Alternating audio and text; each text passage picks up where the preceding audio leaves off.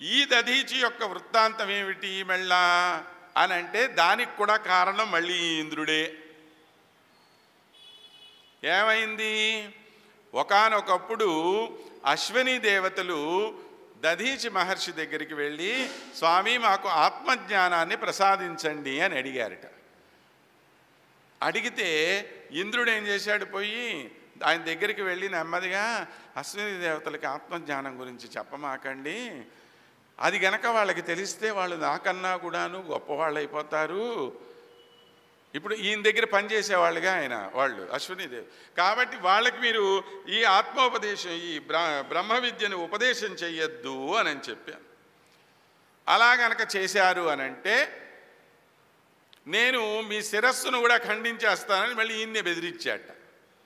ఓ పక్కన బతివిలాడటానికి వస్తాడు. అంటే మనకు సామెత ఉంటుంది చూడండి, అందితే జుట్టు అందకపోతే కాళ్ళు అనేదో అలాగా అని అంటే అశ్విని దేవతలు చెప్పారట, అయ్యా ఆయన నీ శిరస్సు కదా ఖండిస్తానన్నాడు, మేమేం చేస్తామంటే ఒక గుర్రపు తల తీసుకొచ్చి నీకు పెడతాం ముందు. ఎందుకని అశ్విని దేవతలు ఇద్దరు బ్రహ్మాండమైన వైద్యులు కదా, కాబట్టి ఒక గుర్రపు తల తెచ్చి నీకు పెడతాం, నువ్వు మాకు బ్రహ్మజ్ఞానాన్ని ఉపదేశించు.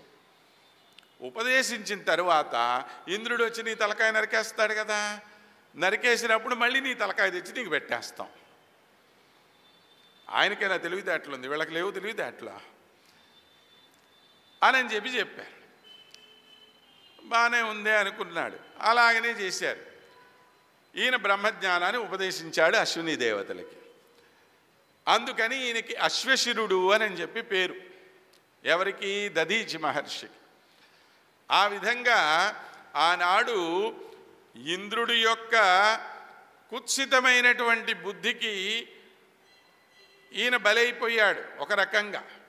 మరలా ఈరోజు అదే దధీచి మహర్షి దగ్గరికి వెళ్ళవలసిన పరిస్థితి ఏర్పడింది ఈయనకి. అయినా సరే మన ఇంద్రుల వారికి అట్లాంటి మానాభిమానాలు ఏమి ఉండవు. వెళ్ళిపోయాడు ఆయన.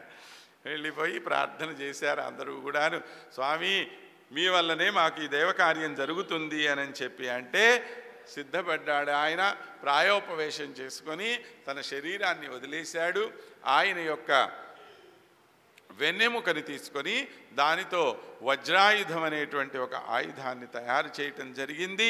ఆ వజ్రాయుధంతో యుద్ధం చేయటానికి బయలుదేరాడు ఇంద్రుడు. గొప్ప యుద్ధం జరిగింది. అటు వృత్రాసురుడికి ఇటు ఈయనకి. ఇక యుద్ధాల గురించి మనం చెప్పుకోవటానికి ఏమున్నది కనుక బ్రహ్మాండమైనటువంటి యుద్ధం జరిగింది. ఈ యుద్ధంలో వృత్రాసురుడికి అర్థమైపోయింది, నన్ను సంహరించటం కోసం దధీచి అనేటువంటి మహర్షి దగ్గర నుంచి వీళ్ళు ఈ విధమైనటువంటి ఆయుధాన్ని పొందారు. అది ఇచ్చినటువంటి వాడెవరు? శ్రీమన్నారాయణుడు. వృత్రాసురుడెవరు?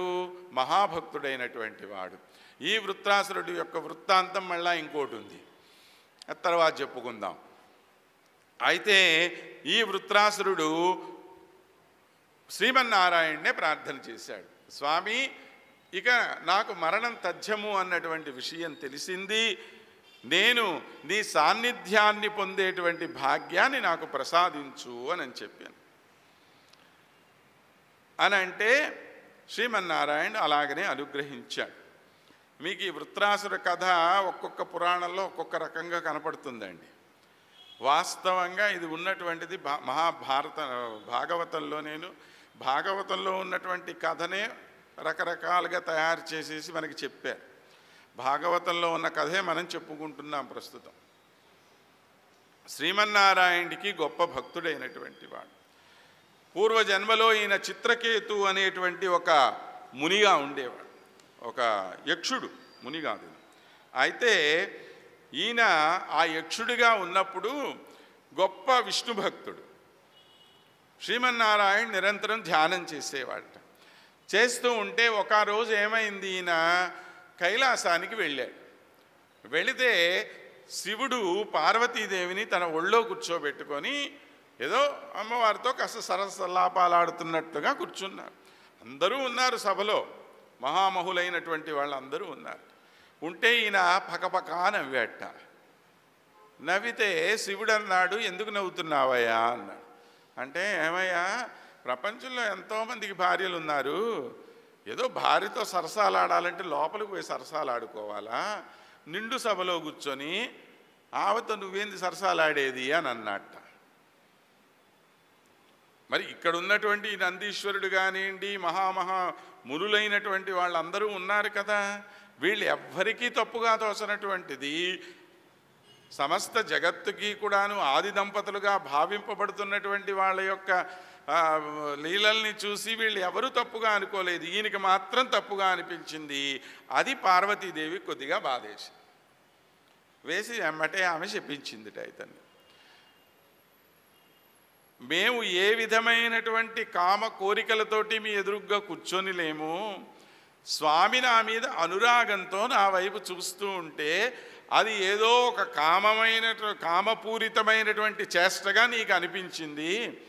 ఇటువంటి బుద్ధి పుట్టేది రాక్షసులైనటువంటి వాళ్ళకే, కాబట్టి నువ్వు కూడా రాక్షసుడు అయిపో అని చెప్పి శపించిందిట. అలాగ రాక్షసుడిగా పుట్టినటువంటి వాడు ఈ వృత్రాసురుడు.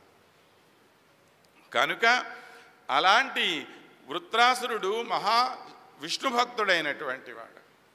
సరే, ఈ ఘోరమైనటువంటి యుద్ధం జరిగింది వీళ్ళిద్దరికీ కూడాను. ఆ జరిగినటువంటి యుద్ధంలో వృత్రాసురుణ్ణి సంహరించాడు ఇంద్రుడు.